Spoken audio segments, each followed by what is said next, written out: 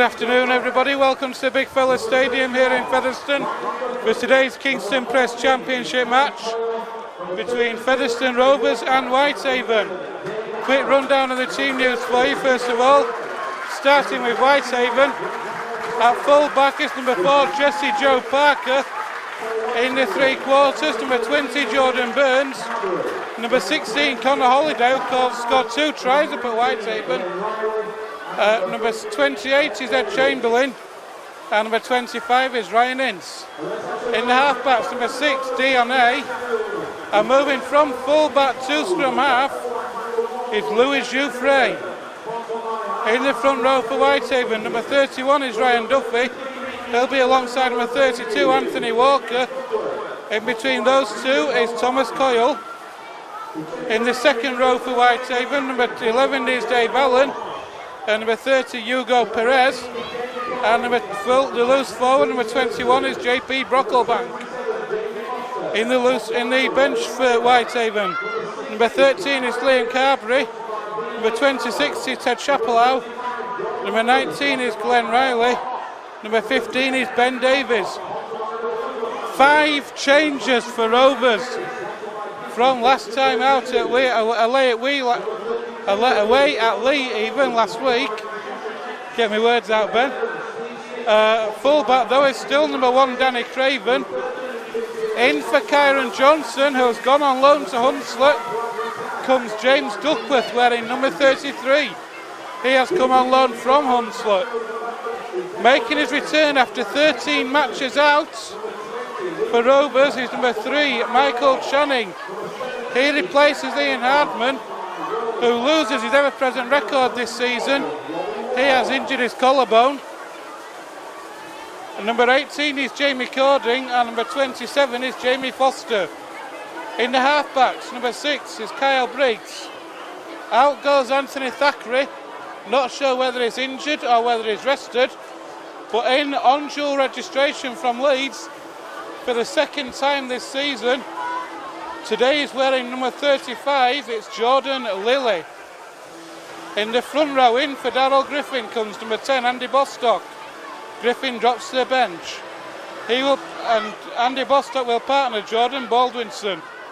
And in between those two is number 23, Andy Ellis.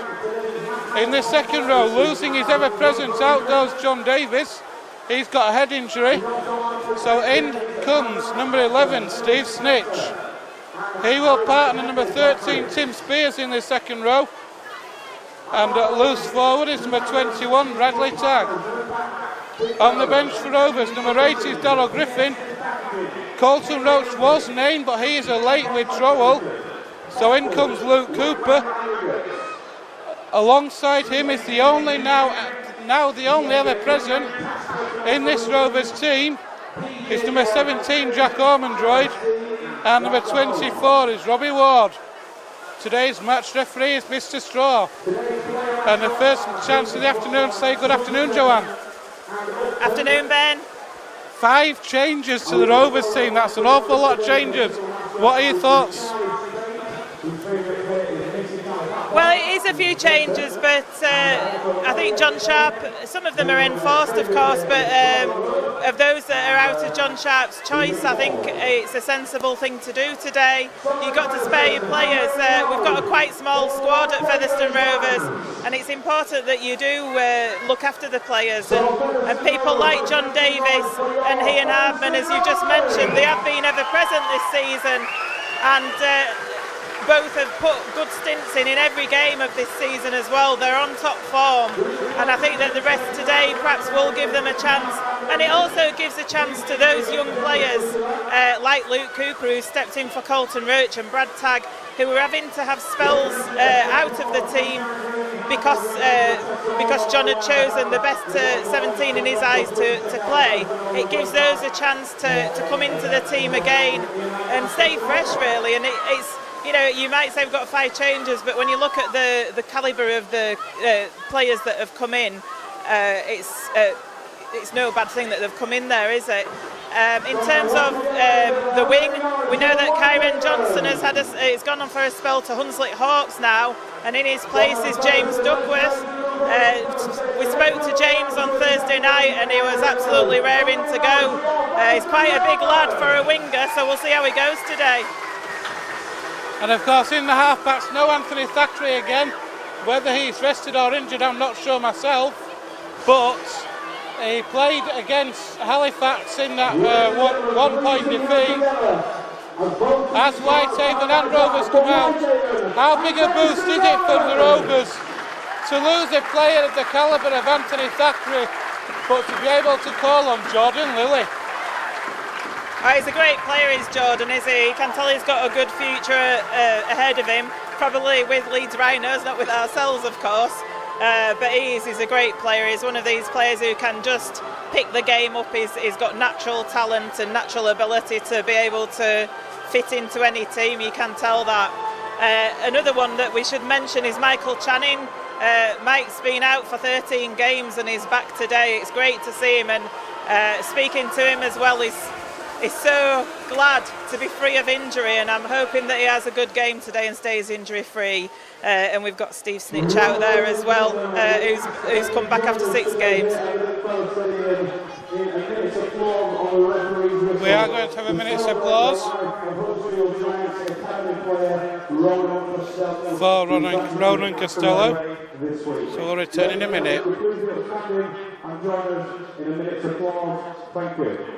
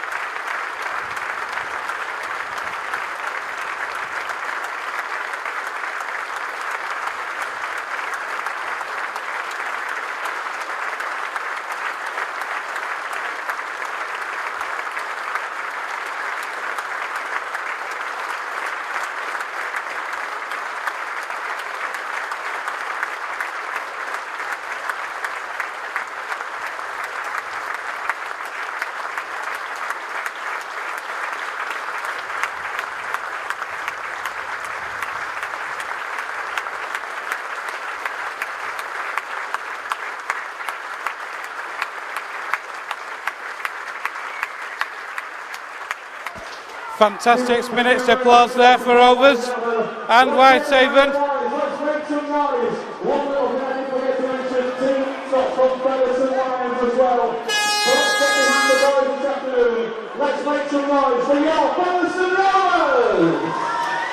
Fantastic minutes applause there for Ronan Costello, the 17-year-old from the Hawks, from Huddersfield Giants, who tragically passed away earlier on this week.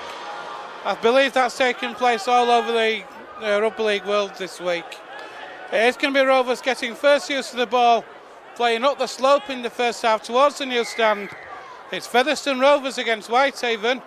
That's a shallow kick-off. Michael Channing gets a nice early touch, back in possession, takes that first tackle. It was Lilly attacked in half-back. Here's Tim Spears now. Andy Ellis moves in.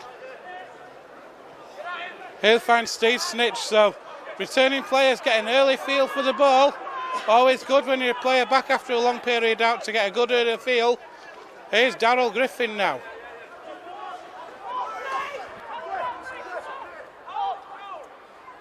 Appears Darryl Griffin has started. He was named on the team sheet on the bench. And Andy Bostock is on the bench. So a late change there. Jesse Joe Parker at full-back. Safe enough under that one. So Darryl Griffin has started for Rovers, and Andy Bostock, it would appear, is on the bench. Yes, he is. Can you just put it on there for us, Jack? So here at Whitehaven then, looking to work out from their own 20. Here's JP Brocklebank. Here's Dion, one of the danger players for Whitehaven. Interesting that Jessie Jo Parker and Joe Frey seem to have switched for Whitehaven today. And that's a straightforward take there for Rovers on this near side. It's a good take by Foster. And here's the drive from Cording. But just mentioning that, it's interesting that Whitehaven, Joanne, switching Parker back to full-back today, and Louis Jouffre, who's normally at full-back, is in the house today. Yeah, when we played them up at Whitehaven a few weeks ago, Jouffre was indeed at full-back, wasn't he? And perhaps a tactical change there. Featherstone Rovers should be saying that they're playing up the slope this half, playing towards the new stands. And they're about 30 metres out at the moment, so they've made quite good progress in that set of six-men. They have indeed, and they're on the 20 now. Ellis comes left with Briggs. Briggs tries to put a kick in field, that's offside. So it is going to be a penalty for Rovers. The kick ricocheting off Dave Allen, I think it was. Picked up by Thomas Coyle. So the penalty for Rovers. And an early chance for some points. Here's Darryl Griffin with that first drive. Gets Rovers 6 metres away under the sticks. Ellis goes right. Briggs finds Lilly. Lilly to Craven. Channing. Rovers a metre away. Lilly again now. Finds Bradley Tagg. Rovers knocking on this Whitehaven door early. Lilly spreads it wide to Briggs. Briggs drop off pass to Cording. But good defence by Louis Jouffre in that tackle. Ellis finds Briggs, loses the ball. It's picked up by Jouffre. It's a knock on though. A hand in the play. So Rovers are going to get another set in the Whitehaven 10. And Rovers early pressure, Joe. Can they make it count? Well, they certainly went close in there over on the right-hand side with Michael Channing, and after that, Jordan Lilly brought it back over to the left, and certainly Whitehaven did get a hand in there as Kyle Briggs was more or less tackled without the ball, to be honest, and the ball's gone into the scrum. Andy Ellis out wide to Jamie Foster, but that's not a great pass from Andy Ellis, and it sails into touch. Disappointing there for Rovers. A chance to really build some pressure on that Whitehaven line. And unfortunately the ball sails out into touch, so Rovers not able to make that pressure count, and with 5 minutes gone here in the first half, still Featherstone Rovers 0, Whitehaven 0, and Whitehaven now the lot of work to do to get out from their own 20-metre area. Good defence from Rovers. Ellis and Griffin. That's a good drive from Whitehaven though, but Cording does well. Helped out in the end by Foster. And Dionne has put the ball down now. Sorry, Jessie Jo Parker it was. Coming into that Whitehaven line, the ball's put to ground. So mistakes are plenty early doors, Joe. Yeah, a little bit of a mix-up in the Whitehaven attack there, wasn't it? Jessie Jo Parker, I don't think was expecting that ball to come to him, and took him completely by surprise, and he's dropped it on the floor. Featherstone Rovers now going to get head and feed at this scrum 30 metres away from the try line, so back in the ascendancy. Hopefully we'll have a better set of six than the last one, and Jamie Cording's just taking it up to 25 metres away. Centre field, Jamie Cording plays the ball to Ellis. Here goes Jordan Baldwinson. Young Player of the Year in the Championship last year. He's had another great season this year. Here's Lilly, takes on the line himself. But a knock on, I think, again from Rovers. So it was Steve Snitch who put the ball down. So Rovers putting the pressure on, but just at the minute, that final pass seems to be lacking at the minute. Yeah, and it could be a sign that we've got quite a number of players returning. We've got Jordan Lilly, who's not played for us since we were at home to Halifax a few months ago. So it possibly could be a sign of the team still bedding in, and they might need some time in this game to get there. So Whitehaven again trying to bring the ball out from their own red zone, or their own 20 as it is. Ball's in field, that's a good drive, but good defence from Rovers. Whitehaven are on their own 30 now, centre field. Ball comes left again. But good tackle, Cording in that tackle. Alongside Bradley Tagg and Kyle Briggs. Ball's worked into centre field. Here's Dionne. Gets through, does Dionne. That's a good half break. Well tackled though by Ellis. And Jouffre with a kick from Acton half. Interesting choice. And Jamie Cording gets the pass away to Jamie Foster.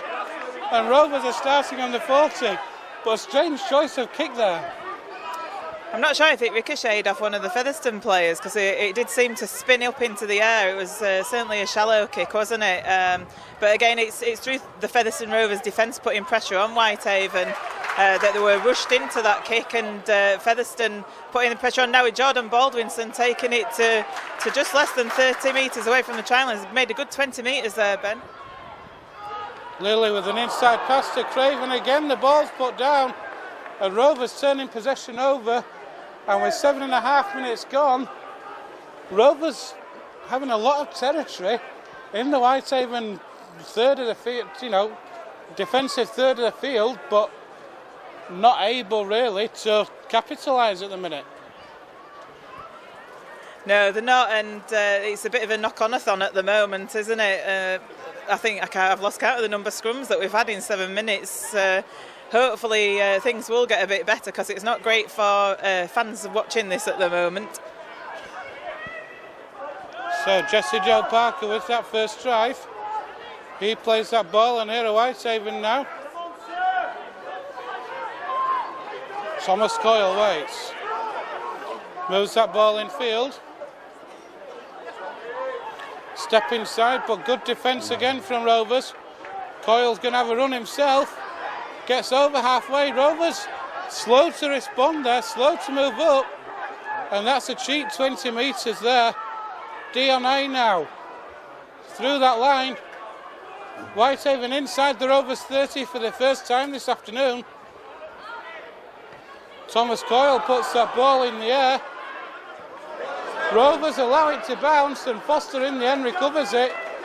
And Rovers are starting 8 metres from their own line. Here's Jamie Cording, and Rovers at the minute making hard work of this. But one thing to remember as well, of course, Whitehaven are coming into this game high on confidence after a 12-all draw with Halifax last week. Certainly, and a good performance against Lee before that as well. So yeah, they are. They should be full of confidence. And there's nobody there to pick up the ball there from Michael Channing. Come on, Featherstone, wake up a little bit. Tim Spears eventually got to it, but yeah, it was wiped it clean, because the Whitehaven player almost picked the ball up there, and that would have been a schoolboy error if that had happened. As it happens, Featherstone Rovers got a set of 6 out of it, and that's a great drive forward from Jordan Baldwinson. That was full 10 metres he ran there and took players with him. Andy Ellis takes the ball on his own, and Rovers again in that 30-metre out from the try line. Jordan Lilly passes to Tim Spears, who takes it forward up the field. 15 metres away now. Centre field, Featherstone Rovers. Spears plays the ball to Ellis. Here's Kyle Briggs. Puts that ball in the air towards Foster. That's well taken on this near side though by Whitehaven. I think it's Burns on this near side. It's Ince, sorry. Wrong way round. But a great take from Rowan Ince. But the first time Rovers really putting any good pressure on the Whitehaven line. Finishing a set in an almost positive way, forcing Whitehaven to take the ball deep. Yeah, and it was all built on that platform set by Jordan Baldwinson with that drive forward, wasn't it? That was a fantastic drive, leading the way forward, and it was a good kick. And Whitehaven have been contained in their own 30-metre now as the kick comes on the last from Jouffre. That goes to James Duckworth, I think, who has his first touch of the ball this afternoon. And a good first touch, makes fully 15 metres, gets Rovers up to the 40. Channing with a run from Acton halfback, makes another 10 metres. Within 2 tackles, Rovers have made fully 30 metres. Here's Griffin now. Spins in the tackle, thought for a minute he was going to look for the offload, but holds on. Ellis. Lilly Tries to put Snitch through a gap, but good defence, and Rovers again losing possession. Steve Snitch it was, and with 11.5 minutes gone, Rovers at the minute are struggling really to make any positive inroads. Just that one really good kick from Kyle Briggs, forcing Whitehaven winger to take it, but getting in the right areas but making a lot of mistakes. Yeah, I don't think John Sharp will be very happy with the completion rate, will he? So far this afternoon, it's not been great, and we're getting up there. We're driving those metres forward to get up there into the danger area. But when we get there, again, whether it's just the players that are out there, I mean, it was Lilly and Snitch involved in that. Whether they're just not used to sort of playing again on the same team, I don't know, but. Like I say, hopefully that was a great tackle by Bradley Tagg there, by the way. Hopefully that will sort itself out during the course of this first half as Duffy takes it forward there, going towards the halfway line. Got over it now. A passes the ball, and they've made it up to nearly the 40 metre away from the Featherstone Rovers line of Whitehaven. They put the kick on the last. Danny Craven collects it on his own 10 metres. Does a little bit of a kick in the air, and he's eventually tackled 15 metres away from the Rovers line. So good set there for Whitehaven. There's an offload. Here's Cording now. It was Foster with the offload. Here's Steve Snitch now. Plays the ball. Craven's going to kick from inside the 40. Is it going to be a 40-20? It is. What such intelligent play from Danny Craven. We've seen him do this so many times this season, Joanne. He's so alert when he moves into acting halfback like that, and he gets the ball. He's so alert, so quick with the play that the defensive line don't have time to react and try and get a tackle on him. And that was almost a 40-10, never mind a 40-20. Yeah, we spoke with Danny on Thursday night about his kicks, and he's certainly got that ability, hasn't he? He's got a good rugby brain, he's got those clever kicks in him, and he's able to spot where a 40-20 is a possibility. And we went very early in that tackle count, didn't we? And look where we are with this scrum 10 metres away from the Whitehaven line. That was a great piece of play. So we just need to hold on to this ball now and complete this set of 6. Cording plays the ball to Ellis, who's going to go himself. 3 metres away, Andy Ellis. So let's be a second effort there was. So Rovers are going to get a penalty. It was Ryan Duffy who had the second effort on Rovers. Interestingly, the kicking tee is coming on.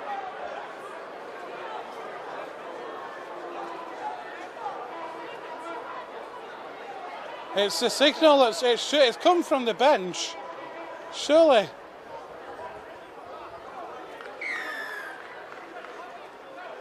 Yes, Rovers are going to take the 2. I think this might, Joanne, interesting choice, but I think this is a case of getting some points on the board might help the players calm down a bit and might cut out some errors. But a strange one after only 15 minutes when it's still 0-0. Yeah, I'd be interested on the thought process behind this decision. 10 metres away from the line, a couple of metres away from the line, and we get a penalty. Jamie Foster's kicks that penalty, so it's Featherstone Rovers 2, Whitehaven 0. Yeah, strange decision there, but maybe John Sharp has an insight that we don't at the moment. Maybe, like I say, it might just be a case of the Rovers have been making the mistakes in the first 15 minutes perhaps, and he said that maybe if Rovers can get some points on the board, it might help settle them down a bit, and we might see some more fluidity to the play perhaps. But that's the only thing I can think, but certainly a curious decision with all the 15 gone. It is, and perhaps you're right. I mean, we've talked time and time again, haven't we, about Featherstone Rovers being a confidence team, and that they seem to have more confidence when they do get points on the board, and maybe, like you say, might be just thinking that it will settle things down. That's the only thing I can put it down to as well, Ben. Jordan Baldwinson's had a really good start to this match, and he's just won a penalty there as well. And another penalty for descent, so another 10 metres given by Mr. Straw. But Jordan Baldwinson's really driven this ball in well in the opening 15-16 minutes of this game. Danny Craven finds touch, and now we'll see if our theory was correct, as Rovers are going to have a full set here in the Whitehaven 20. We've got 2 balls on the field. So let's see now how Rovers can respond. Lilly, here's Darryl Griffin.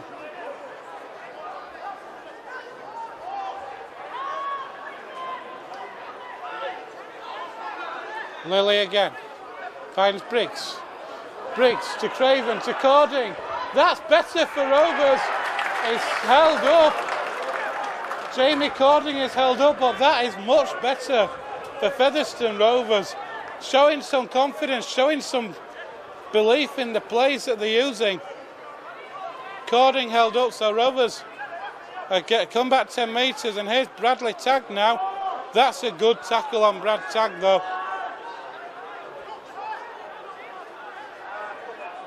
Slow play of the ball, here's Lilly. Steps through a gap, Lilly is inches away. I thought Jordan Lilly was reached over then. Rovers have made a mess of that one on the last. It's a forward pass, so it's going to be a scrum down head and feed on the 10. But I thought for all the world Jordan Lilly ducking and diving, I thought he'd going to reach over, but he was just an inch short. Yeah, Jordan Lilly deciding to do things on his own, and an individual effort brought him very short of the line. Following that quick play of the ball, Andy Ellis tried to go on his own, but Whitehaven were wise to that and passed to Darryl Griffin, and it was a forward pass, so it's a handover to Whitehaven, 10 metres away from their own line. Just got a break in play at the moment as A gets some treatment down there on the field. So Whitehaven take that tap on the 10 metre. Ryan Duffy drives it forward. Goes an extra few metres up towards the 20 metre line. Interesting, I think. I'm not sure if this is earlier than I would have expected. We're going to see Robbie Ward shortly. He's going to be coming on momentarily. It's a dodgy pass, it's picked up by Ellis. Here's Snitch, here's Baldwinson. Referee gets in the way twice. Briggs, Lilly, Channing now. Channing out wide to Duckworth, who kicks through. It is a free play, of course, so that's run dead. It's going to go back to where the error occurred. So Rovers spreading it wide on that free play. And I'm not sure if I would have expected to see this change as early as I am. Not sure if it's going to be Andy Ellis who comes off. But with 20 minutes gone, we're going to see Robbie Ward coming on for Andy Ellis, I think. Yeah, I mean, probably by his own standards, I don't think Andy Ellis has had the great opening, the greatest opening 20 minutes. To be, you know, he's made a few poor choices near the line, and maybe that's the reason why Robbie Ward will be entering the field as that scrum's taken. Channing takes it up 15 metres away, and indeed we see Andy Ellis come off the field and Robbie Ward enter. So we've got quite a few former Leeds teammates out there, haven't we, today, with Robbie Ward, Jordan Baldwinson, James Duckworth and Jordan Lilly. Indeed, this is better from Rovers. Channing should have gone, the ball should have gone. If it had gone, Duckworth was in for a try. Here's Baldwinson, he's looked impressive in the opening 20 minutes. Lilly, Briggs, Snitch to Craven. Cording steps inside, offloads again to Snitch. Snitch comes back in field. Still going, spins in the tackle, looks to offload, then holds on. Here's the last. Ward finds Briggs. Briggs stabs one through, chases it. Jouffre's knocked on. Louis Jouffre's knocked on. And there's a card out. There's a card out for Whitehaven. I'm not sure who that's to. Oh, hang on a minute. It's red. There's a red card out. Yeah, the Whitehaven player there can't quite see who it was. With that knock on by Jouffre, he's said something to Mr. Straw, the referee. So the referee's brought the yellow card out of his pocket, and as he's going off the player, he's said a further thing to the referee, which is really a dumb thing to do, and he's changed the colour of the card to red. Can't quite see who the player is yet. He's just walking underneath us, just waiting for him to turn around so we can see the number. Unfortunately, don't recognise the Whitehaven players by the facial features.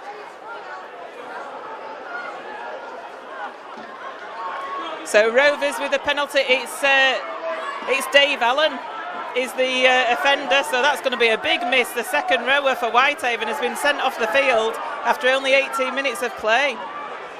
Dave Allen, one of the standout players for Whitehaven. That was a swinging arm by Thomas Coyle. Whitehaven just needs to calm things down a minute here. Dave Allen, I don't think he knows he's been sent off. He's gone up the tunnel now. We're not going to see Dave Allen again, and I fancy Thomas Coyle might be in trouble here. Whitehaven at the minute just seem to have imploded in the last minute or two. Well, they've yet to receive a penalty from Mr. Straw. They're getting very frustrated with him out there, and for various reasons. There's a lot of chatting back to the referee, and Mr. Straw is making it quite clear that he's going to have none of it. It's what you want from a referee. A lot of referees you see will take that sort of chatting back. Here's Bradley Tagg, and Rovers now with against Whitehaven who've got 70 minutes almost with 12 men. Briggs steps inside, dancing through.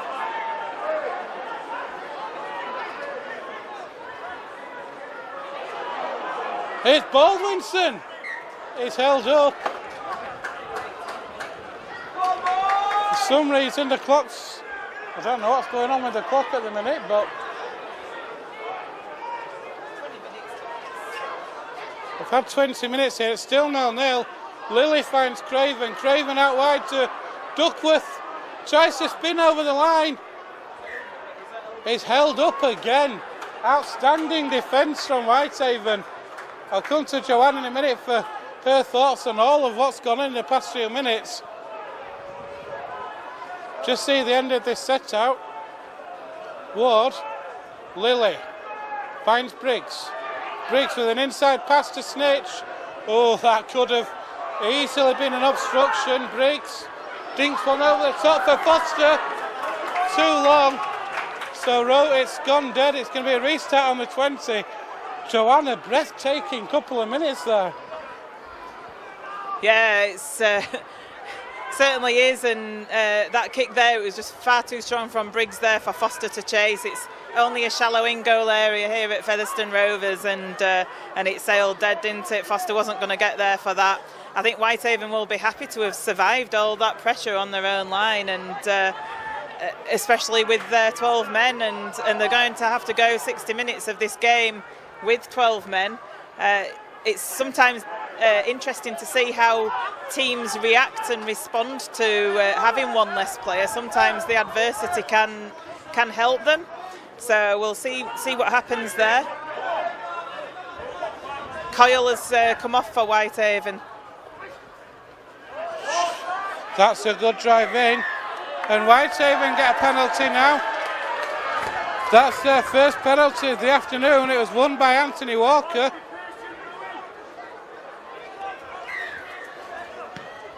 I think it's Carberry who's come on for Whitehaven. Chamberlain is going to take this tap. Jouffre. Is this just not only the first or second time Whitehaven have been down here? The first time they've been in the Rovers 20. Can Rovers match up to them? That's an awful pass. Well recovered there by Whitehaven. And the 10 metres out, it was recovered in the end by Hugo Perez. There's a scoop from matching halfback by Carberry. He's now held up over the line. No, a penalty. Is it going to be the old penalty try? I hope not as well. But marker's not square, so there's the tap. It is penalty try. Anthony Walker, Whitehaven's first flurry in the Rovers 20-metre area. 2 penalties, a quick tap there. And Anthony Walker on that first receiver, able to drop over the line. Not what Rovers will have wanted. They've dominated the opening 25 minutes. But a number of mistakes have not been able to get over. We're going to see a triple change for Rovers. Ormondroyd, Cooper and Bostock are all going to come on. Off comes Bradley Tagg. He's got some ice on his wrist. Not sure what the other changes are, but it's Featherstone Rovers 2, Whitehaven 4, Joanne. John Sharp will not be happy with that try at all, and that was Whitehaven's first attack on the Featherstone Rovers line, and it's what you would call a soft try in terms of the Rovers' defence. We're proud of our defence this season, and that Anthony Walker just seemed to just power his way over. It wasn't anything particularly special as Jouffre adds the extras, so that's Featherstone Rovers 2, Whitehaven 6. Off come Jordan Baldwinson, off comes Darryl Griffin, on come Bostock and Cooper, and off comes Bradley Tagg. So Tagg, Baldwinson and Griffin all off. Cooper, Bostock and Ormondroyd all on. So a triple change for Rovers, and it's something the Rovers needed to do, Joanne, because they've had so much of the territory, but the execution in that final third has just not been what we want, has it? Well, they've been held up over the line on a number of occasions, haven't they? So I think you can credit the Whitehaven defence for that. But in terms of the completion rate, that's not been what we've wanted at all. That does seem to have settled down a little bit. And there's a penalty on the first tackle there from Rovers. So Whitehaven have had 3 penalties on the bounce really here. That's just for interfering at the ruck. So they're going to take the tap just short of halfway, so Whitehaven with a bit of much needed possession for them here. Chamberlain takes the tap to Jouffre, and here's that drive in.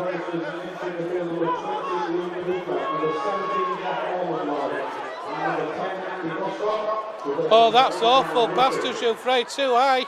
It went backwards, so it's picked up over on that far side.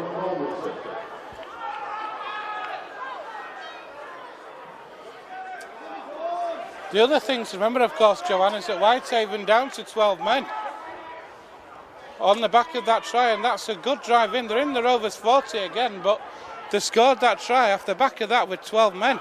And here's a great drive through as well from Carberry. It's the last tackle with Dion A, puts the ball in the air. It's taken, it's a pass back to Jouffre. But good defence from Rovers, knew what they were doing to a man, and that's a good way to end that defensive set.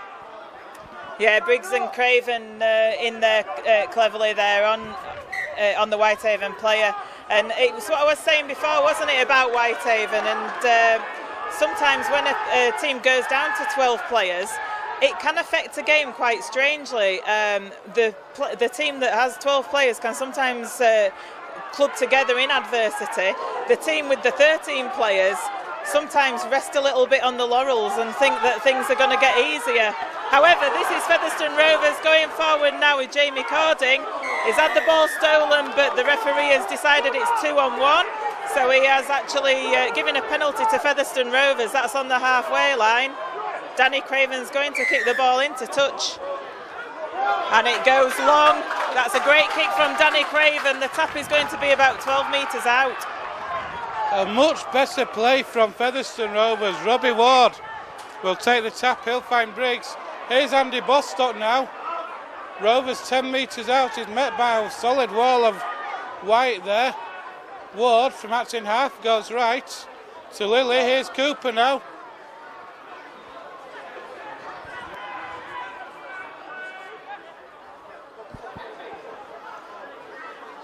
Here's Channing. Out, Duckworth! Oh, he's in touch. I thought Duckworth was in the corner. I think he did as well. Credit the Whitehaven defence over on that far side. Duckworth tackled into touch, but Rovers showing what they need to do there. They need to move the balls out wide. The gaps are going to appear out wide if Rovers can play quickly enough, fast enough, and with enough intelligence. The gaps will appear, won't they? Well, what we need to be doing is creating the overlap, don't we? And playing against 12 men, those, like you say, those gaps should appear when you're doing that. And almost that did happen. Channing did well, did a bit of fancy footwork, got it out to Duckworth, but he just stepped into touch as he was going for that. Hopefully going for his debut try for Featherstone Rovers. We're going to see Glenn Riley for Whitehaven soon. Here's Parker now.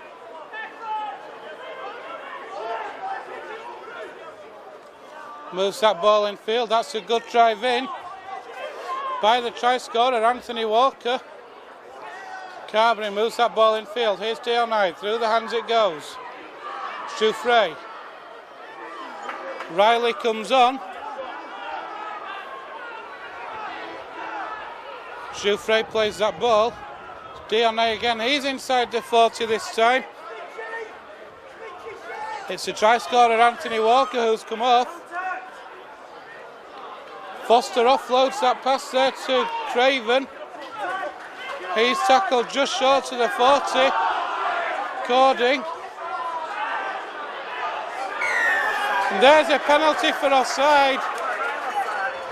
Only about 6 yards, I think they were there, weren't they? Yeah, it was blatant offside. Play's going to be held up here because Hugo Perez is down injured for Whitehaven. He's been down there for a couple of minutes, getting some attention from the physiotherapist, and not sure what it is that is hurt, but he's certainly going to have to leave the field. He's just having a round of applause around the ground as he comes off, leaving the field very slowly with the help. Yeah, we think he's got some kind of a injury to either his ribs or his side, the way that he's holding it. But yeah, he's certainly looking in a lot of strife, is Hugo Perez, so let's hope it's not too serious for him. Yeah, I'm not sure if he'll be able to return, but Ben Davies comes on the field for him. Danny Craven puts the ball into touch, almost as a repeat as before. Tap's going to be taken 20 metres away from the Whitehaven line. Robbie Ward takes it, passes it out to the right to Kyle Briggs, who passes it to Andy Bostock, who drives forward. Not able to play the ball quickly, plays it. Robbie Ward goes himself, shows the ball and goes a little bit. About 5 metres away now from that Whitehaven line. Across to the right to Briggs, to Lilly, who's dumped on his backside there by Dion. Lilly plays the ball, goes to Tim Spears, who drives for the line. It's a bit one man up at the moment. We need to be passing it out wide and taking advantage of the overlap, which we are doing. Goes to Cordin. As Cordin tries to pass, it's a knock on. Cordin tried to pass the ball out to Jamie Foster, but the Whitehaven defence were up quickly. But the touch judge has deemed that it is a knock-on by Jamie Cordin, so it will be a Whitehaven put-in, and Whitehaven yet again survive. Rovers at the minute are their own worst enemies in a lot of ways. Moving the ball out in such dangerous style. The overlap was there if it could have gone from Cordin to Foster, but he just couldn't reel that pass in. Jouffre finds Parker now, and Whitehaven will be really pleased with this. With only 6-7 minutes left to half time, so the amount of territory and possession that Rovers have had, and Whitehaven are winning 6-2, they'll be delighted with this. It's almost a little bit like the game against Swinton, isn't it, the other week, when in the first half we didn't seem to do anything right. And if you remember, when we interviewed John Sharp after the game, he said they had a chat at half time and they talked about what had gone wrong. and they knew what had gone wrong, so they were able to put that right. And I'm guessing that that's a similar kind of thing that's going to happen in this game, because it does seem to be like that. We've had a lot of possession. We seem to know what we're doing, but we're just not able to execute it. And I think we need to get a little bit smarter about the fact that we're playing against 12 men and start to get it out to those flanks where there's going to be less players and more gaps. Steve Snitch plays the ball to Robbie Ward on the Whitehaven 40. Here's Jack Ormond right now. Rovers centre field, just inside the 40. Here's Andy Bostock, he moves it out to Briggs. Briggs to Lilly. That's better! Jordan Lilly through a gap, that's much better for Rovers. Channing goes down the short side, Duckworth. That's off Whitehaven. Was it played at? Yes, it was. That's better for Featherstone Rovers. That's what we needed. The ball worked out. Quick play from Channing. Managed to move the ball out to Duckworth. Put the kick in off Whitehaven, and Rovers have shown what they need to do. And look at the gap on this near side for that try line. There's fully 15 metres there with no covering marker, Joanne. It's a matter, but we're standing quite deep from this scrum. It'd be a matter of getting it out there quickly, wouldn't it?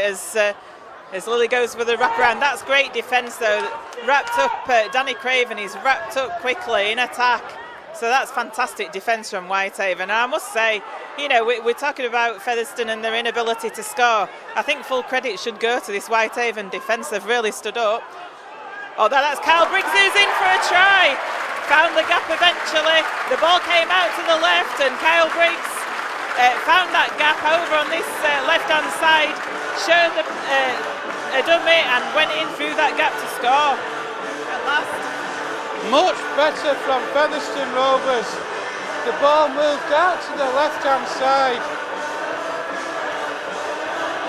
Through the hands, Lilly's pass it was to Briggs. Briggs went to pass out wide, but moved through the dummy. Managed to get through a gap and get the ball down. And with just under 4 minutes left here in the first half, it's Featherstone Rovers 6, Whitehaven 6.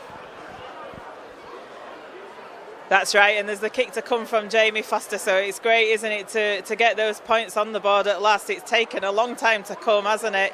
Andy Bostock, we just noticed in back play, just putting his contact lens in, so not sure how long he's been playing with one eye. Foster lines up the conversion.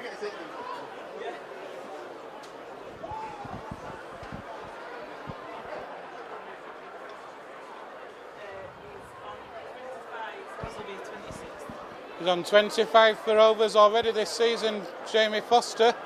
So this will be 26 if it sails between the uprights.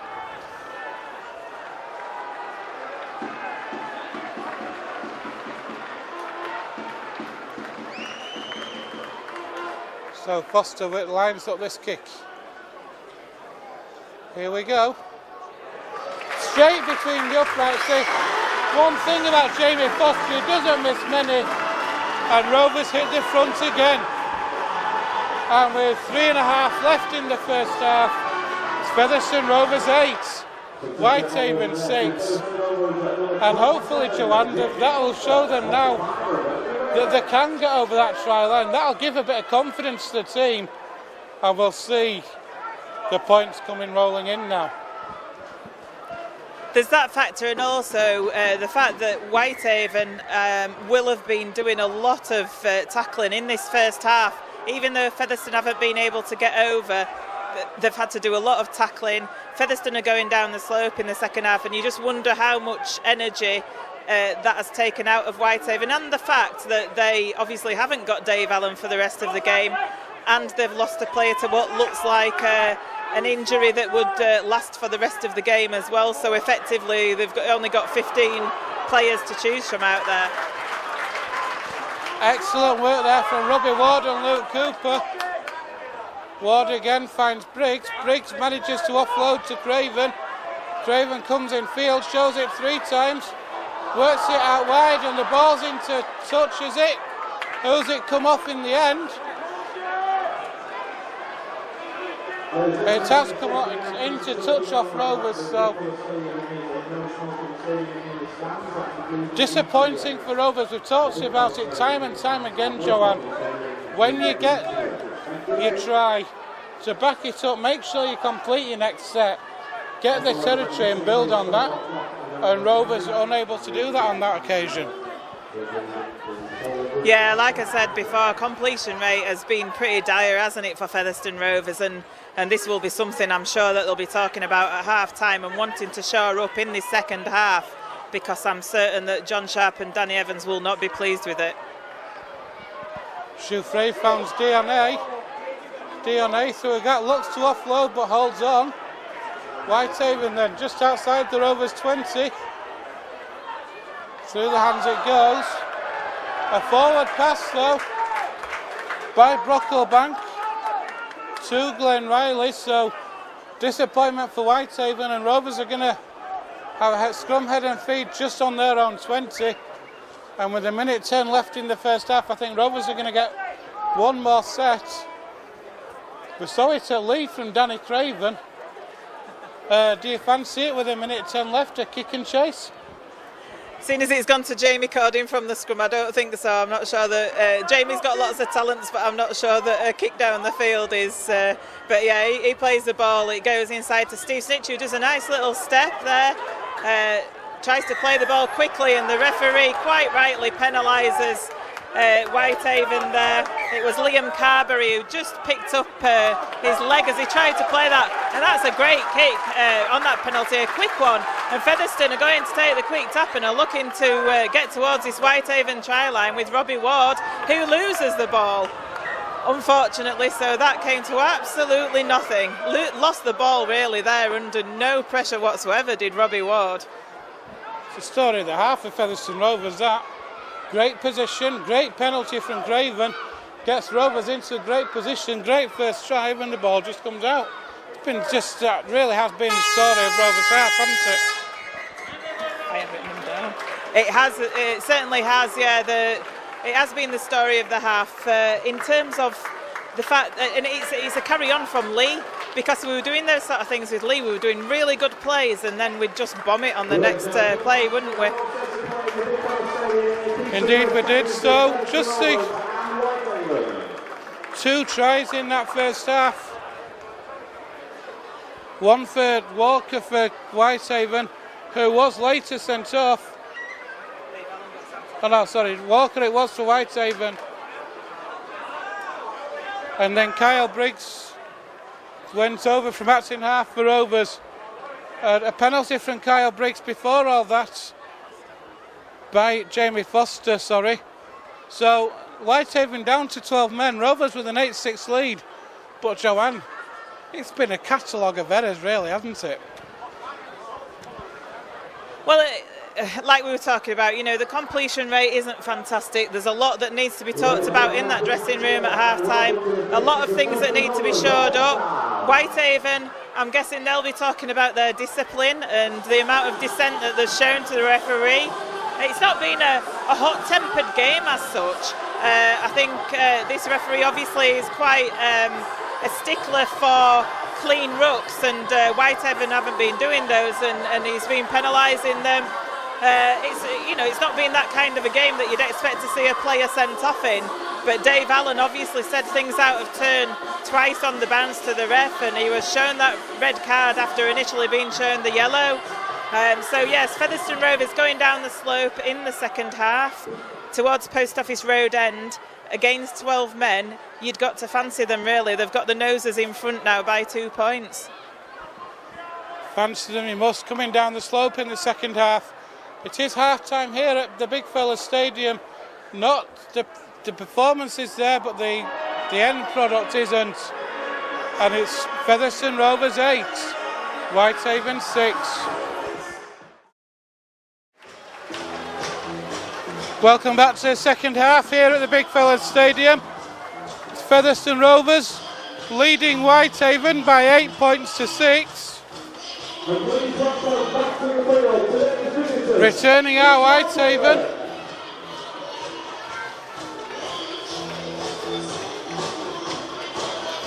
Whitehaven are going to get first use of the ball in this second half. Playing up the slope towards the new stand. Rovers playing down the slope. And I think, Joanne, the best thing we can hope for is a repeat of the performance a fortnight ago against Swinton. Yeah, it's almost like a carbon copy of that game for me, where we had a very subdued Featherstone Rovers in the first half, not completing sets of 6, making errors, and we'll see what happens in the second half. We're often a team that does get stronger towards the back end of a game, and I'm hoping that this is what's going to happen this afternoon, just as Jamie Foster is teeing up to kick off here. So don't forget, Featherstone Rovers playing down the infamous slope here at Post Office Road. He's got a high towering kick there as Jamie Foster, and that is taken well in the end by Whitehaven, but that's driven back, and that's what we need to see more of. Andy Bostock, Luke Cooper driving the player back as he's told to take it back to where he was driven back to. He moved off the mark a little bit. Referee told him to go back to just 12 metres away from his own line. But yeah, Luke Cooper, Andy Bostock in there driving him back as after he'd taken that towering kick-off from Jamie Foster. So that's a good start already to the half. And there's a knock on there as well by Whitehaven, 20 metres away from their own line. So that is the ideal start for Featherstone Rovers as they'll have a put in at this scrum.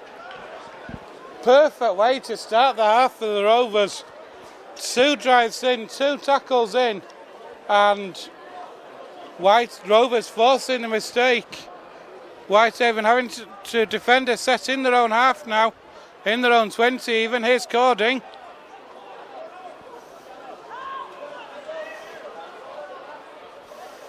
Robbie Ward finds Andy Bostock.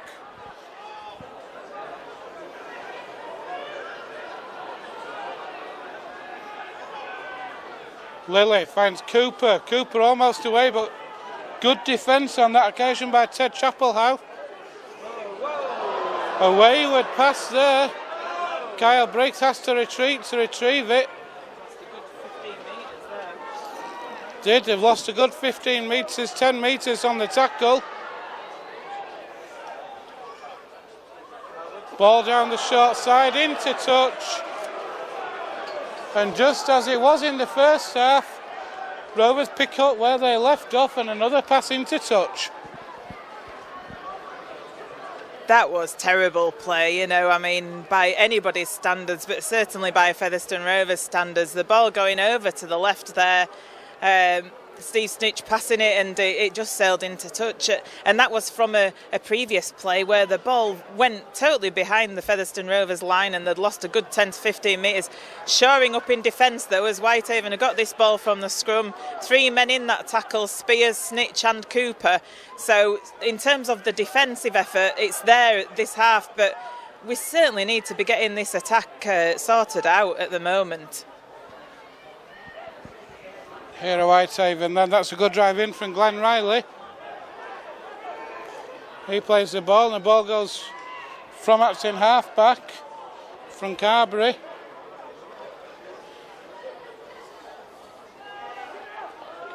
Good defence from Rovers. There's Chapelhow, gets Whitehaven up to the 40. They're on the last tackle. Jouffre kicks. That's great pressure from Jack Ormondroyd. Ball bounces over Craven's head. Here's the return for Rovers, almost to a gap. It was Duckworth. Channing now from Acton half back.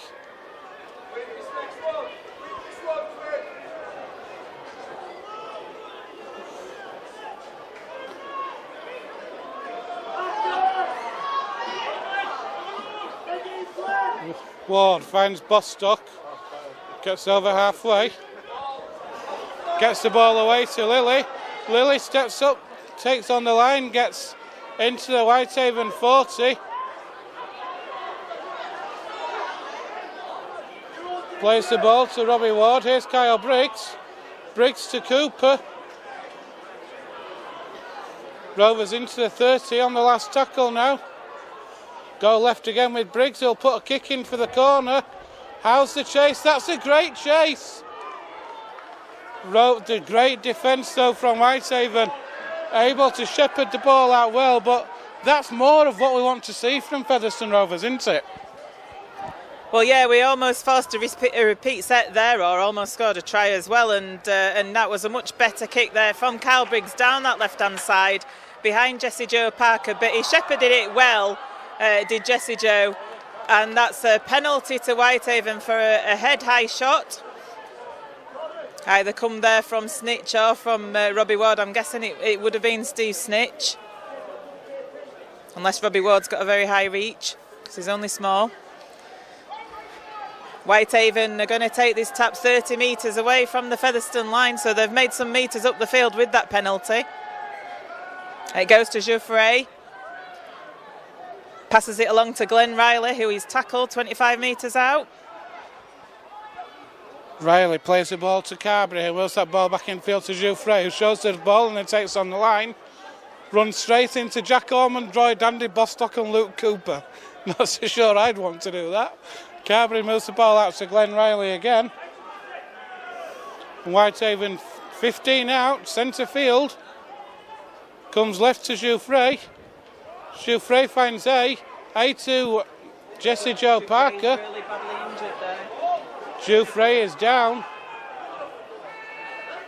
Whitehaven continuing though. Carberry.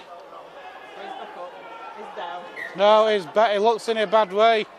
Does Louis Jouffret. And the other thing to think about, Jouffret in the halves today, I think it's normally Carl Forber, is it, who plays in the halves at Whitehaven? So he's not playing.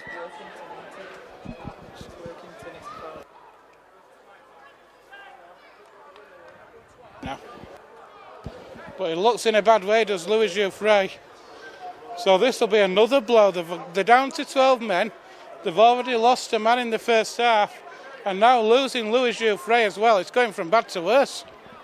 Yeah, they're having a bad day at the office at Whitehaven, aren't they? I mean, on the field, their defence has been absolutely fantastic, and Featherstone have only been able to penetrate it once.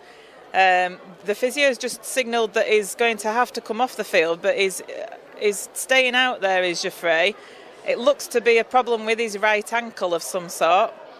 He's having a chat with the physio. I don't think they've quite decided what he's going to do.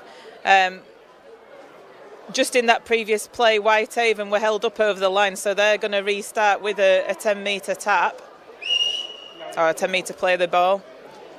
He's really gingerly putting his leg down, is Jouffret, and that is a blow to Whitehaven, because he's their kicking specialist as well, isn't he? So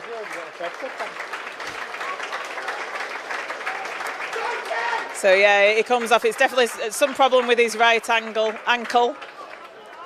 Returning to the field is the try scorer for Whitehaven this afternoon, Anthony Walker.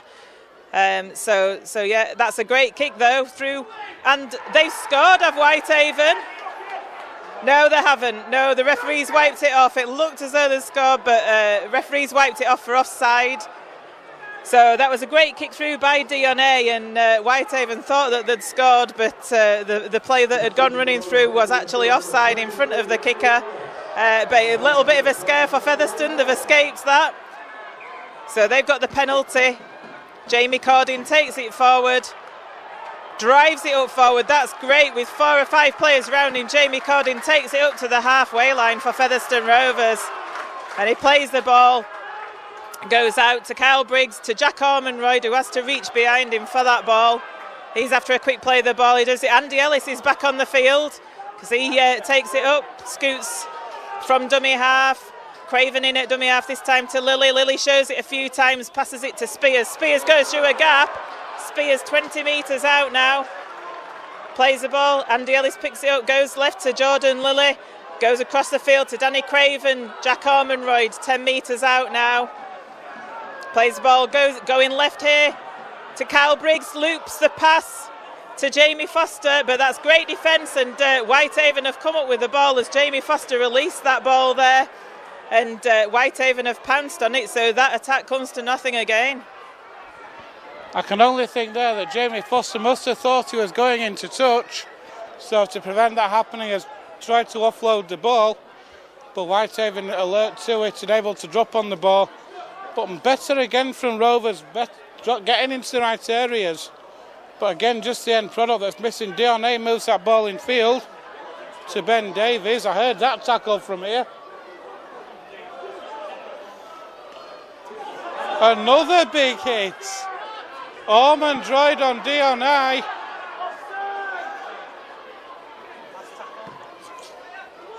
There's a kick over. It's not the deepest kick.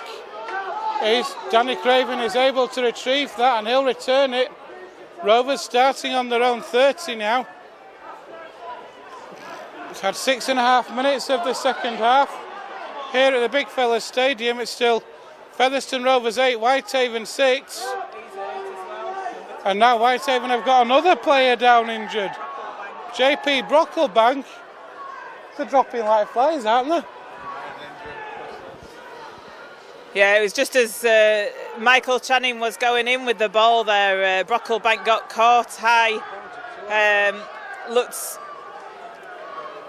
as though the physio's looking up at the upper area of him. I'm not sure exactly what it was that got injured, but she was on the field very quickly, was the Whitehaven physio, and it is going from bad to worse for Whitehaven. And I mean, their resilience, the fact that they're only 2 points behind, and perhaps that Featherstone aren't really on their game this afternoon, just goes to show this. Billy Mallinson, the trainer, has been sent on by Danny Evans with some kind of a message. I wonder what it is from John Sharp and Danny Evans. Looks like we're going to have a bit of a lengthy break in play at the moment because Brocklebank is still down. It's just sitting up now. That's good to see. Physio's just having a look. Concussion board's out, look.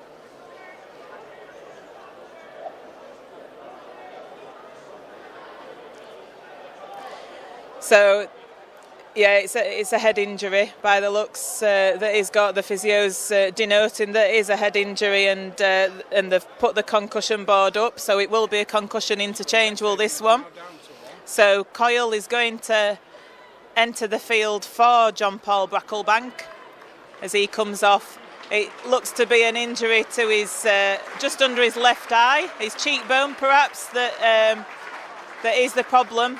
So it's a head injury interchange is this one as Coyle comes onto the field, and Mike Channing is going to play the ball to Andy Ellis. By my reckoning now, that's Whitehaven down. If you don't count that interchange, Whitehaven have now only got one player on the bench. One sent off in the first half, one injured in the first half, then you've got the concussion assessment now. If he cannot return, Whitehaven will be down to one player left on the bench. Here's Ellis now to Ormondroyd.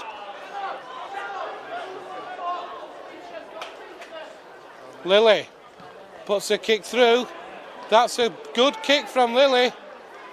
Parker has to take it, he stumbles. That's a great kick from Lilly, and look at that chase. Duckworth and Channing with the chase. That was a great kick. Rovers now keep your discipline, keep Whitehaven pen back deep, and they will have a great chance. Here's Dionne.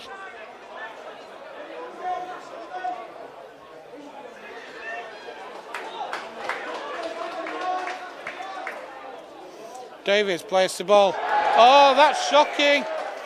And that all came about, Joanne, from a fantastic kick from Jordan Lilly and a great chase, penning Whitehaven back deep on their own line, and then great defence has forced that mistake, but that all came about from that kick from Jordan Lilly. Yeah, it was a great kick, wasn't it, there, and Jessie Jo Parker had difficulty dealing with that. And then it was a good defensive stint from Featherstone to keep Whitehaven penned there, and they felt under pressure to break out. Dionne spilling the ball on the 20-metre line. So Featherstone Rovers with the scrum as Mike Channing takes it in, plays the ball to Andy Ellis, gets it out to Andy Bostock, who drives towards the posts, takes it to 5 metres out, plays the ball to Andy Ellis. And we're going to go right this time. Jordan Lilly passes back inside to Jack Ormonroyd, who goes towards the post. Feel that we should be going a bit out wide here, but it goes out wide now. Andy Ellis to Kyle Briggs, who juggles with it, passes to himself, goes out to Jamie Foster, who passes it back inside to Jamie Cording. Not the cleanest of play here from Featherstone Rovers. We need it a bit crisper than this. Goes to Kyle Briggs, who passes it inside to Brad Tagg, who's entered back onto the field. It's a last tackle now. Brad Tagg plays the ball, goes to Lily. What's going to happen here? Lily puts a little chip in, and Jessie Jo Parker has knocked on there, so that will be another set of 6 to Featherstone Rovers, 10 metres away from the Whitehaven line. The kick from Jordan Lilly bouncing up off the hand of Jessie Jo Parker there. So a good set for Rovers, trying to turn the pressure on. You fancy if Rovers can get one more try, the floodgates may open. But whilst it's 8-6, Whitehaven are hanging in there, digging deep, and this, for them, it's a great defensive effort. Here's Duckworth. He's 8 metres out centre field. Ellis now tries to get away, but he's held up 3 metres short. Here's Bradley Tagg.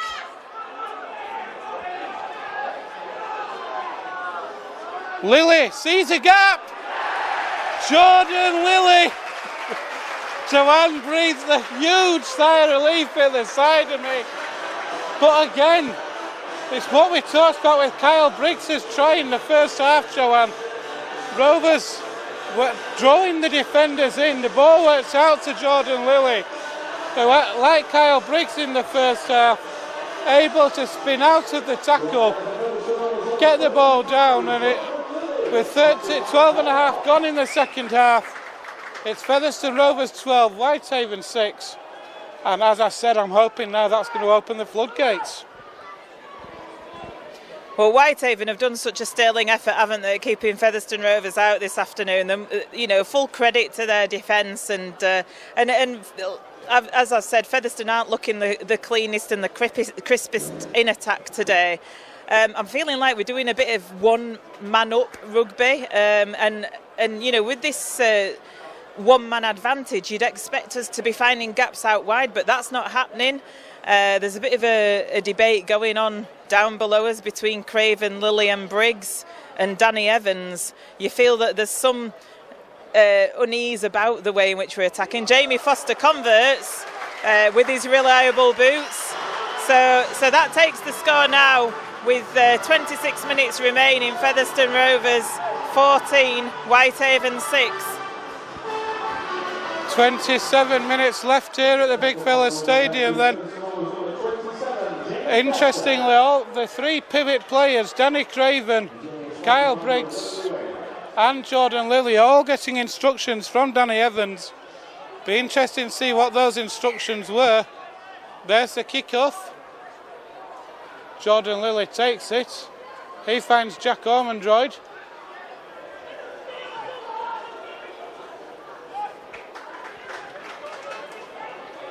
Ormonroyd plays the ball to Andy, and it goes to Andy Bostock. Bostock spins out to tackle and he offloads to Lilly. Lilly tries to spin away as he did for his try, but good defence on that occasion. Still going though. Offloads the ball to Channing, still going. The legs were almost lifted above the horizontal, but they just let go. Then Ellis almost through a gap.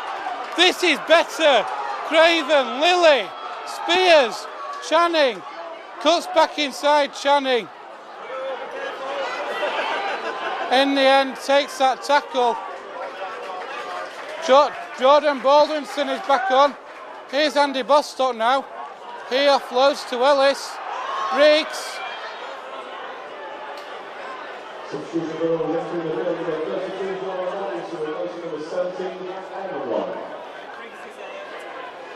Briggs gets to his feet slowly. He's now down. Lilly puts a kick through. That's not dead, so it's going to be a... No, it's a penalty. Rovers were offside. So Rovers in front of the kicker on that occasion.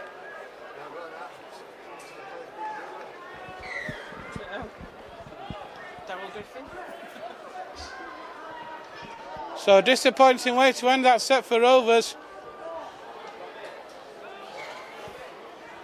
Yeah, just watching Cal Briggs there, who was down injured. He's gone out onto that wing to give himself a little bit of a rest and recovery time, see whether he can run off whatever the injury is that's occurred to him. If I was Whitehaven, I'd be going down his wing, but I don't know. Actually, they've got an overlap here with Burns. Burns is going down the left wing. He's beaten Duckworth. Channing, he's beaten Channing and he's scored. Out of nothing there, Jordan Burns scores for Whitehaven. And who's got the 12 man here? Who's got the extra man overlap? Because Whitehaven, with a long looping pass over to this left hand side, found a massive gap down this left hand wing for Jordan Burns to run down. He ran a good 40 metres and managed to beat off the challenges, the tackles of Duckworth and Channing to get over for Whitehaven, and that brings them right back into this game, Ben. Indeed it does, and with 24 minutes left, Featherstone Rovers 14, Whitehaven 10, with a kick to come. The kicking responsibilities have been handed to Ed Chamberlain. Excellent work from Whitehaven though to spread the ball out. Rovers' defence, as you'd said, have been really sucked in. That's poor to say that Rovers have the man over. The Whitehaven defence the Rovers defence got really pulled in, and Whitehaven able to capitalise on that. So then Ed Chamberlain with the kicking responsibilities. Kick it he does, and so with 23 left here at the Big Fella Stadium, it's Featherstone Rovers 14, Whitehaven 12.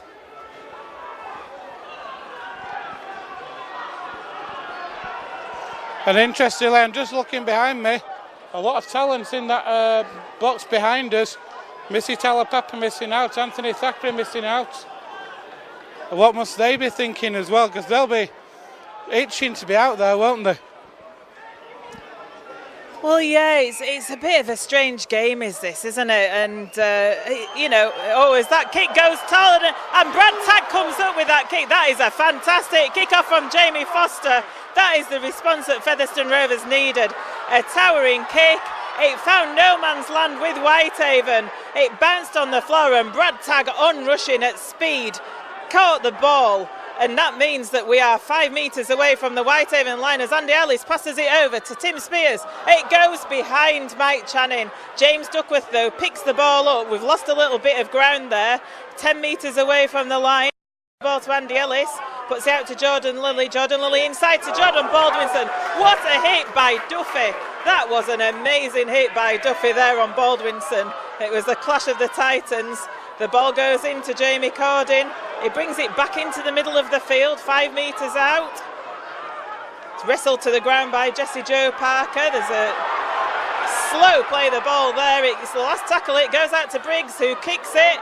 But that is well fielded by Whitehaven there, and they come away with the ball. So again, how strong is this Whitehaven defence at the moment? And that hit by Duffy on Baldwinson was a cracking one.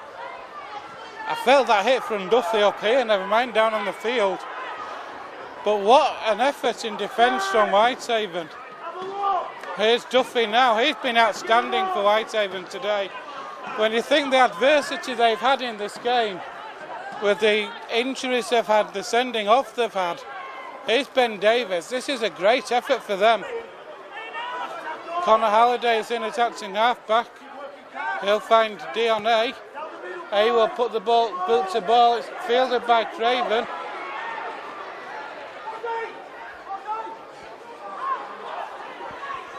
And Rovers are starting just outside their own 20.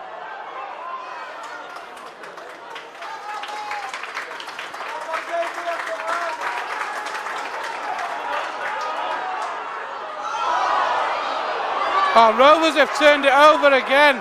Here's Holiday, he's lost it. So it's going to be the first knock on. It's head and feet to Whitehaven. Rovers, at the moment, this is probably the most un-Featherstone Rovers-like performance I've seen all season from this team.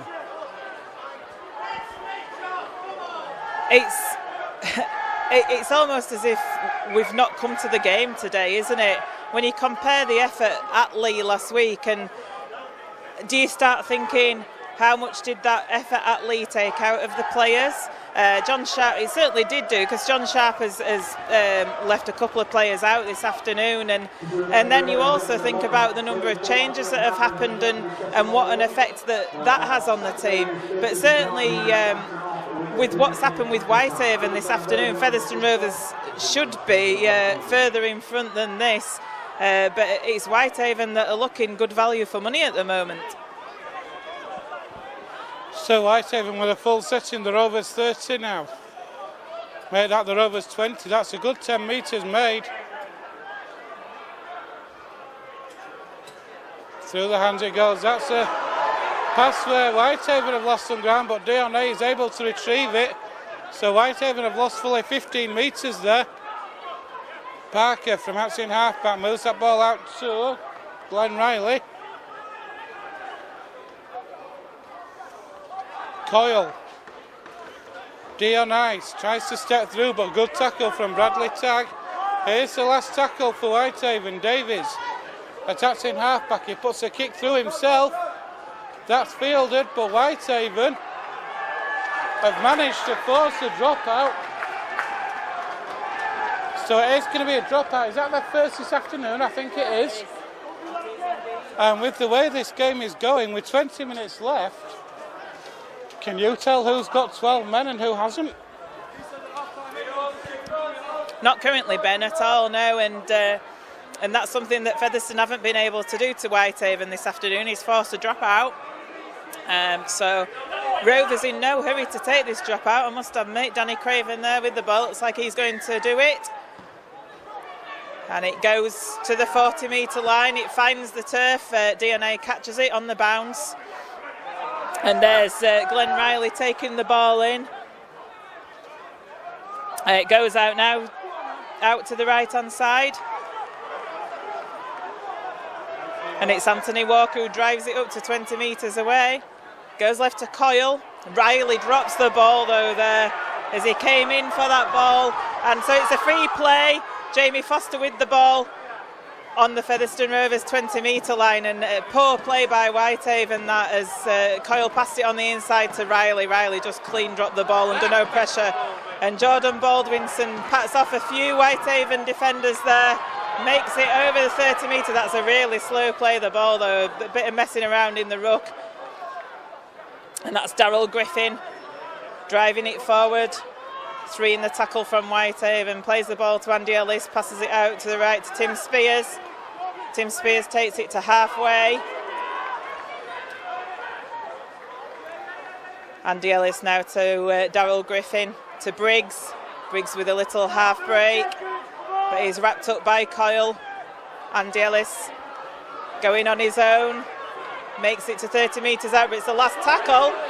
And Briggs goes on. What a mess there by Featherstone Rovers. That is such a mess on that last play. John Sharp, if he had hair, he'd be tearing it out at this minute, I think, because Kyle Briggs decided to take that on his own. Got tackled by Whitehaven, and I'm not sure what Kyle was trying to do. I think he was going to do a little kick forward, but the Whitehaven defence got up on him quickly, passed it back, and there came the knock on. So it's a turnover to Whitehaven on that 20 metre, and Whitehaven just making a change. And Danny Craven's come off the field for Featherstone Rovers, looks to be a little bit limping gingerly. I did notice he's got his left thigh strapped at the moment, so not sure if he's gone into this game with some kind of an injury. Jack Ormonroy's come on the field, and Channing's gone to fullback. It's a bit of a strange one for me. That's an awful play, the ball again from Whitehaven.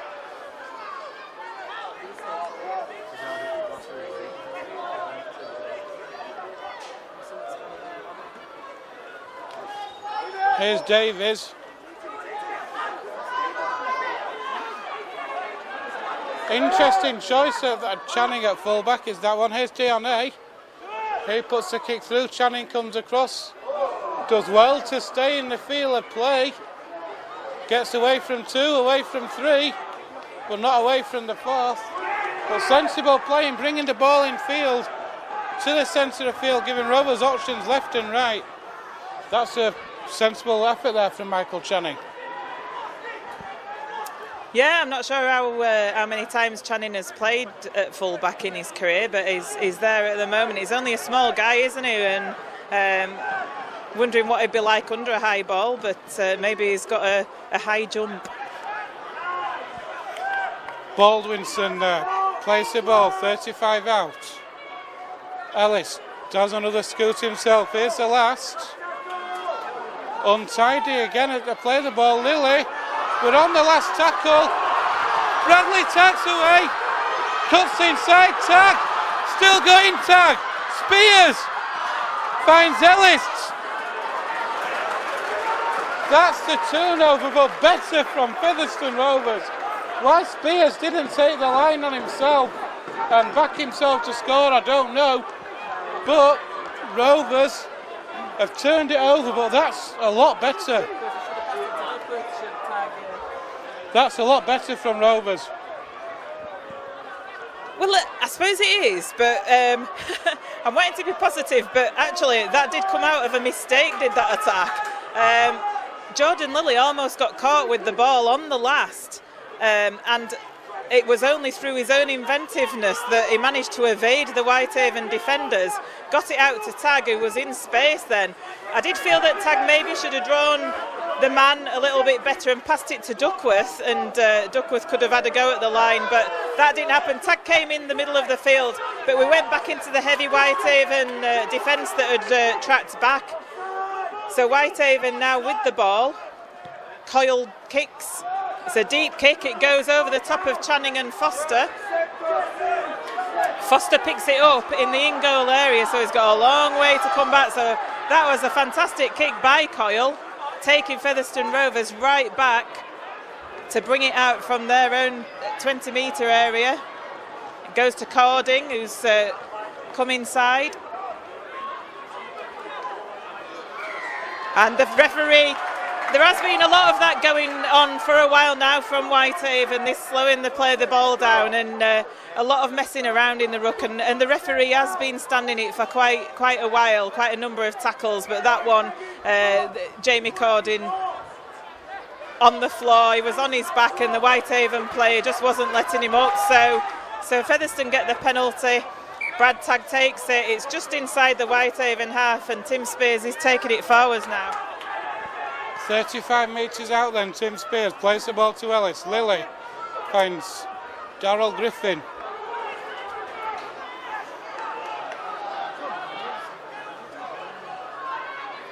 Briggs.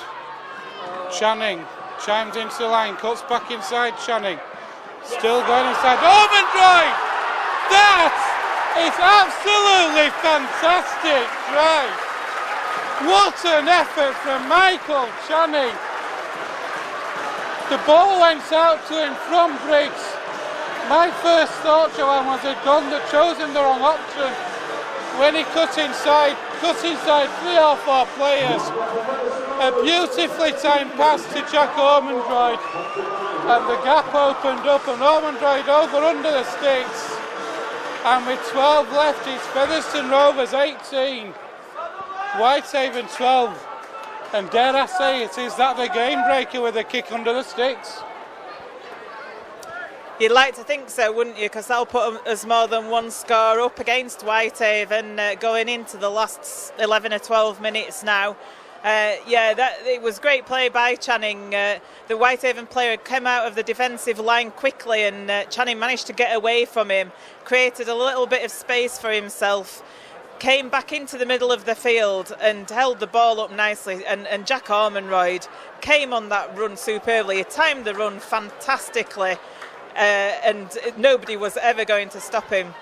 Just as the ball falls off the kicking tee there, just as Jamie Foster was about to kick it, he doesn't bother with the run up this time, he just plops it over the sticks. So that brings Featherstone Rovers to more than one score ahead as Riley enters the field again for Whitehaven. having to be really careful with their interchanges of Whitehaven, this depleted side. So Featherstone Rovers 20, Whitehaven 12 here at Big Fellas, just about 11 minutes remaining in this game. So Whitehaven are going to restart this game. They're essentially down to the bare bones today. There's the kick-off, taken by Jordan Lilly. Here's Jordan Baldwinson on the charge. He's one player for me who has played well today, Jordan Baldwinson. Drives the ball in so well.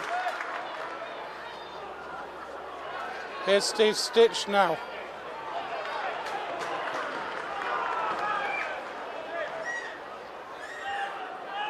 Briggs finds Darryl Griffin.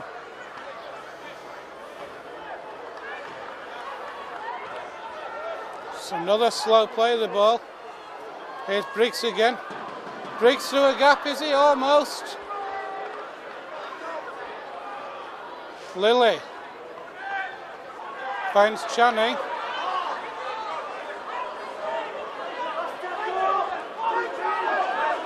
Lilly takes on the line himself, offloads to tag, it's back to one. What an effort.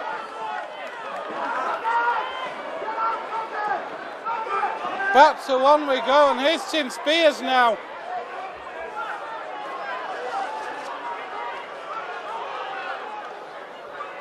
Baldwinson, that's another player for me who deserves a try today. Griffin! He's scored!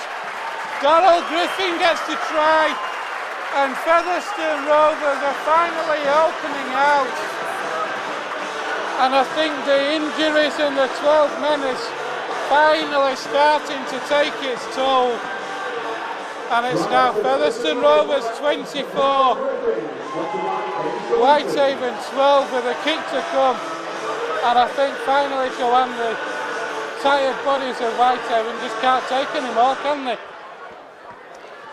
They can't, no. It is to be expected, I guess, and some could say that this scoreline flatters Featherstone a little bit, and Whitehaven has certainly been good value for money this afternoon, haven't they? And they must be proud of the defensive effort that they've put in themselves.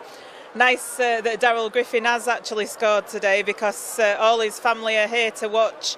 There's been a bucket collection at the ground today for the British Heart Foundation in honour of Darryl Griffin's father, who sadly died last year from a heart attack, a very sudden heart attack. So all his family cheering underneath us here as he went over to score a try in front of them. So that's good. And Jamie Foster adds the extras. So that's Featherstone Rovers 26, Whitehaven 12 with 8 minutes remaining. Finally some daylight for Featherstone Rovers.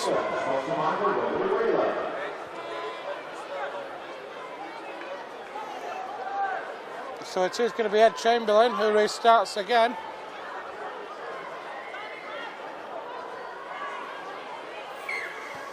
It's a shorter kick-off this time, but Bradley Tagg does so really well to take that, alert to it, and returns the ball well.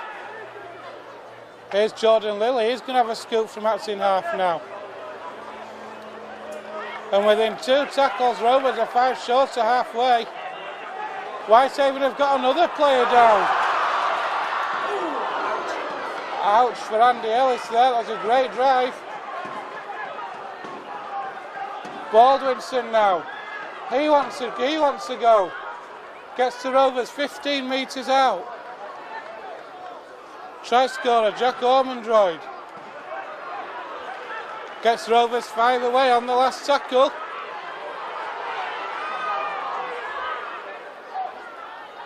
Lilly goes for the drop goal, that's bounced off Whitehaven. It's Tim Spears. Why is that not a try, referee? Quick, clever play from Ed Chamberlain, a very quick tap. But Rovers have got a head injury of their own now. Not so sure why that wasn't a try myself, Joanne. couldn't see, could we? But the crowd behind the sticks at Post Office Road and didn't actually cheer there. So whether Tim Spears just didn't get to the ball and it ended up going dead, I'm not sure. Attendance is 1,456 at Post Office Road. Andy Ellis, it was with the head injury on the floor, but a little knock. I think him and Jack Ormonroyd clashed into each other, but he's fine. He's got up, he's got back into the defensive line. Jack Ormonroyd fine too, so Whitehaven bringing this ball forward towards their own 40-metre line. With Snitch and Ellis in the tackle, goes to A. A passes it to Jesse Joe Parker, who gets it to Connor Halliday. Duckworth in on the tackle there with Griffin and Lilly. Halliday plays it to Davis. A has to reach forward for that ball there. They've just about made it up to halfway of Whitehaven.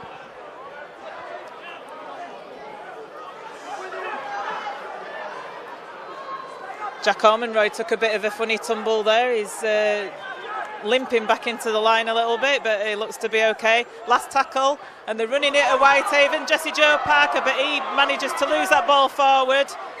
Jack Ormonroyd, one of the largest players on the field, having to bend down to get it just after he was feeling a little bit of a twinge as well. I think he was having a little bit of a rest there. Physio's onto him. There's a Whitehaven player down. I think it's Jesse Joe Parker. Unfortunately for Whitehaven, they've had a lot of bad luck with injuries this afternoon. The physio, she's really been kept busy. So Jesse Joe just receiving a little bit of attention there.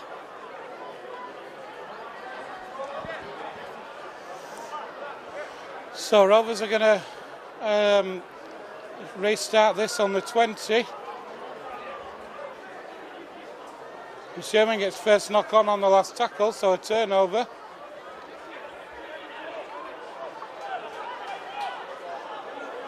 Here are Rovers now then. Ball's worked out left to Jamie Cording.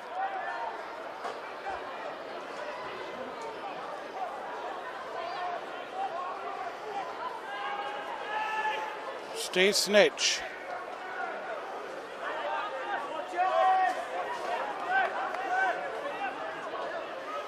Baldwinson gets Rovers into that Whitehaven half again. He's had a really good game today for Featherstone Rovers. That's a penalty conceded by Whitehaven. I think he was almost at his feet and then stumbled almost over Jordan Baldwinson again. So Jordan Lilly, that's a great touch finder. And Rovers are going to have 6 tackles in the Whitehaven 10-metre area now. Tag with the tap. Finds Tim Spears. Spears! Just held back by Dion A. Ellis finds Lilly. Lilly to Griffin, to Briggs. Out to Channing. Channing out wide. Foster! That's a great effort from Jamie Foster to reach out and get that ball down right tight to the touchline. And with 4 minutes left here at the Big Fella Stadium, it's Featherstone Rovers 30, Whitehaven 12 with a kick to come. But that makes me ask the question, John, why didn't Rovers do that for the whole of this half? Moving the ball out wide, quick hands. And finally out to Foster, who had the tightest of gaps to get over. And with 3.5 minutes left, it's Featherstone Rovers 30, Whitehaven 12. So I'll come to you for your analysis and also your man of the match, Joanne. Yeah, it was a great bit of play that, but I think it's just because Whitehaven are tired in defence. The reason why we've not done that before is the quality of the defensive effort that's been put in by this team that we're playing against today. And they must be absolutely out on their feet, must that Whitehaven team. And we just stretched them once too many times that time and went out. Jack Ormonroyd's leaving the field. We said that he got a bit of a twinge. Luke Cooper's entering. So, yeah, it just so happened that Jamie Foster was able to, after many valiant attempts this afternoon, was able to get over in that left-hand corner. So he's going to attempt to convert his own try. He'll probably be tweeting this week about achieving a chicken and mushroom, as he calls them. And he's just pulled it to the right of the post there as Jamie Foster, so he's unsuccessful with that. In terms of man of the match, for me, we've not clicked in attack that well, so it is going to go to a forward.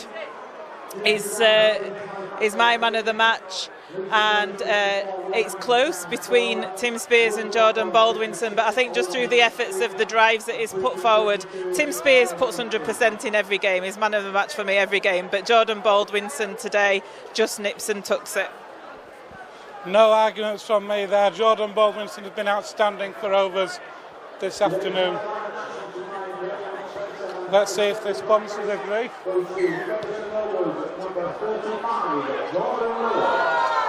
Jordan Lilly gets sponsors man of the match.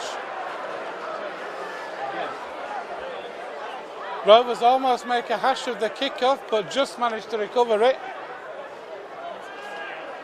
Here's Tim Spears.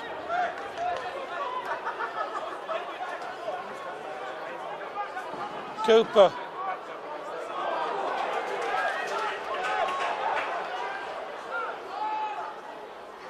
Briggs. Out wide to Steve Snitch. Snitch cuts back inside, still going, gets Rovers into the Whitehaven half.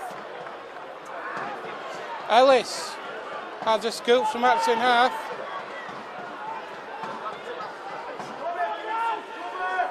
Briggs will kick. That's along the ground, it's picked up by Jesse Joe.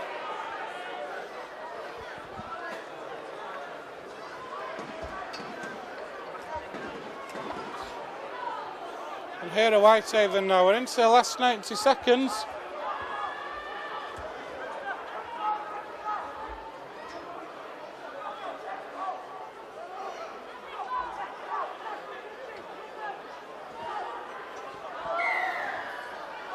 There's a penalty for Whitehaven, conceded by Jordan Baldwinson and Darryl Griffin.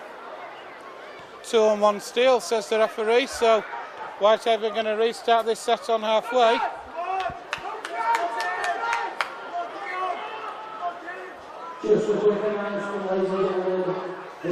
Here's Ben Davies.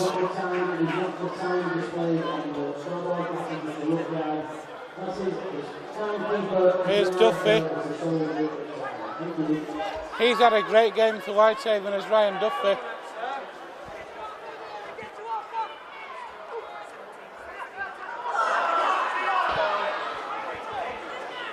Here's Dion. Jesse Joe Parker. Oh, no. The sea's just totally and utterly parted there for Jesse Joe Parker.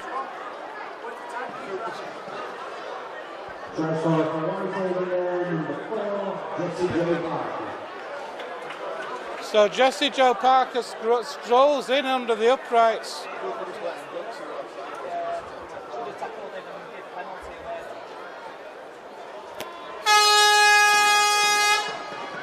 The conversion is kicked by Ed Chamberlain, and that is the last act of the match. So try from Jesse Joe Parker at the death. Successful conversion there for Whitehaven by number 28, Ed Conversion by Chamberlain. So Rovers are victorious by 30 points to 18, but far nowhere near the best by any stretch of the imagination. In the first half, Jamie Foster kicked a goal after 13 minutes to give Rovers a 2-point lead. We said it was a strange call at the time. Anthony Walker then went over for Whitehaven, converted by Louis Jouffre, who then had Dave Allen sent off for dissent.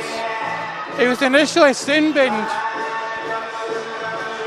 for an incident at the play of the ball, then continued with his descent, and the referee said, no, that's it, you're off, see you later. Red card came out. Kyle breaks pulled Rovers level a couple of minutes before half time, which Foster converted to give Rovers a narrow 2-point lead at half time. It then took Rovers quarter of an hour in the second half before a try from Jordan Lilly, converted by Foster, stretched the lead out to 8 points. Further tries from Jack Ormondroyd and Darryl Griffin followed, before Jamie Foster himself over in the corner stretched the lead out to 30 points to 12. Then Jesse Joe Parker strolled in on the final hooter for a converted try to make it 30 points to 18. Joanne, it's been anything but, I think the best way I can describe that is glad we've got the result. Yeah, it's been a strange, subdued kind of game today, hasn't it? And Whitehaven have suffered a lot of adversity this afternoon and played very well on the back of that. Featherstone, not the polished performance that I think John Sharp would want to see. Lots to talk about, I guess, this week in training. Short turnaround time. Don't forget, that's probably why we did have a few players rested today. We have got that short turnaround time. The gamble's paid off, thankfully. So yeah, we've got Sheffield on Friday night, and I'm sure that's what he was thinking about when the likes of John Davis are sat in the box behind us. The gamble's paid off, so wise move there by John Sharp. Been a real effort from the forwards as well today. We mentioned a couple of try scorers, Jack Ormondroyd and Darryl Griffin, with tries today, but one player who was a championship player of the year last year and he's almost picked up where he left off. Jordan Baldwinson has been superb for Rovers again today, and in fact all year again, hasn't he? I thought he had a bit of a shaky start with us, to be honest. The beginning of the season, he wasn't in the form that we'd seen last season, but certainly in the last 6 to 8 games, well, about the last 6 games, we've seen him really getting that impetus back and looks to be really enjoying his rugby league at the moment, taking the ball forward, carrying it many metres. He had a fantastic game against Lee last week, and he's played well today as well against Whitehaven. In this game, like I say, it's been a strange kind of a game, and it'll be interesting to hear John Sharp's thoughts on it. We're going to go live out with those on Facebook, on the Featherstone Rovers group. I will also be posting that video in the next day or so on Twitter, so stay tuned to us to hear what John Sharp has to say about this game and hear his views. Indeed, it is full time here at the Big Fella Stadium. Not a fluid performance, if you like, but a victory nonetheless. It's finished here. Featherstone Rovers 30, Whitehaven 18. John Sharp, Featherstone Rovers eventually running out winners 30 points to 18 against Whitehaven today, but we certainly made hard work of it, didn't we? Oh, we made it tough, didn't we? Let's not underestimate how hard and how well Whitehaven played, and they're a decent team. I keep saying every time people ask me about them, and it proved it last week when Halifax managed to scrape a draw against them. So, you know, they're no pub team, they can play, and they made us battle for everything today. But you know, we weren't great. We weren't good. I thought there were lots of remnants of fatigue from the league game. I think that took a lot out of us, and then we had to make a lot of changes before the game. Colton Roach pulls out. He's got a bit of an injury, which just appeared before kick-off. Thackeray, he pulled the pin as well on us. So, you know, we've already got a couple of blokes out there, and then we lose Craven. It was just a really disjointed performance. thought we weren't ruthless enough. I didn't think we were patient enough. I thought we got we overplayed. You know, they were a man down, and just tried to push the pass too much and tried not to try not to do the simple things and execute a bit better. And it was a poor game to watch, and a shocker to coach, and real, you know, my head's banging, my throat's sore, and it was just like a really tough game for me to coach. And you know, to drag the team over the line at half time was, geez, it was a real tough team talk at half time, and thought I got a response from them which, you know, slightly tempers my anger, but you know, on the whole, I've got to realise and step back and stop being probably as emotional and think, well, we've won. It's trapdoor football now. It's cup football now, and we've got to keep winning, and we've got to look at next week now and dust ourselves down. It's not about performing well. It's not about scoring great tries. It's certainly not about getting beat, but performing well. We've got to win every game now. That's what we have to do. And today we won ugly, and that's the main thing. We won. We can tick that off and move on to the next game.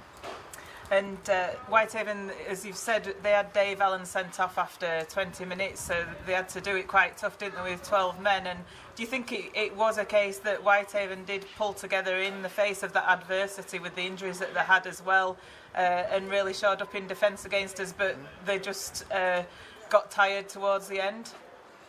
That was always going to happen, but we gave them a lifeline with our completion rate around about 50%.